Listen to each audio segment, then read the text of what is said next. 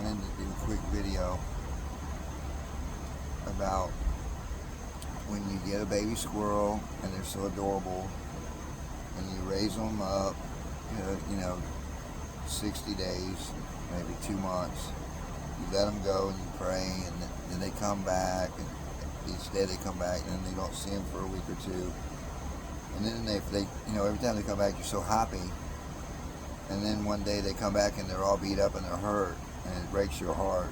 You give them such an advantage, and that's what happened with mine.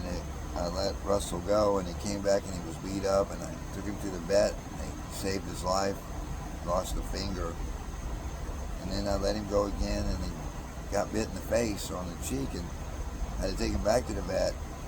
And it's really funny, Ruby, she came back, and after he got hurt, she would not even leave the enclosure. And I'm glad. I was like, I am so proud of you. Ruby came back and stayed in the enclosure, and she would not leave the enclosure, and she didn't get hurt, he did. So I've got both of them, and I keep them. I don't know if that makes any sense, but anybody who's raised up a squirrel, and I see many things like Jethro, he goes out and he comes back and he sees Papa. But if he ever comes back, that little precious thing is hurt in some kind of way, it just breaks your heart.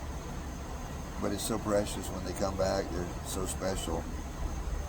And then God knows you pray that they're okay. There's so many predators, dogs and cats and hawks and owls and other squirrels, and it's just a rough world out there for them. They are precious little creatures. Mine, they do not want to leave their enclosure, and I'm fine with it. They love being here, and I love them being here. I have no problems. They high calcium diet, they're hard to take care of. But I would break my heart if anything ever happened to Ruby and I wasn't there to help her. After you raise them up, they're like your children. I know anybody who's raised up squirrels, like Thumbelina or Jethro or Princess Hazelnut, it just breaks your heart if anything ever happens to them. They're so little and they're so innocent, So I'm glad for mine too. I don't want any more, but I got a Russell and Ruby, and they're just precious. I can't always videotape how precious they are. If you can see, she's just up there hugging me. She drools and purrs and coos. I just wanted to make a video about, when they leave and you let them go and then they come back. I would do anything to give her an advantage. If it means she wants to stay in the enclosure, she's more than welcome. She's more than welcome. She's always more than welcome. She brings me as much happiness as I bring her. If not way more, she doesn't know.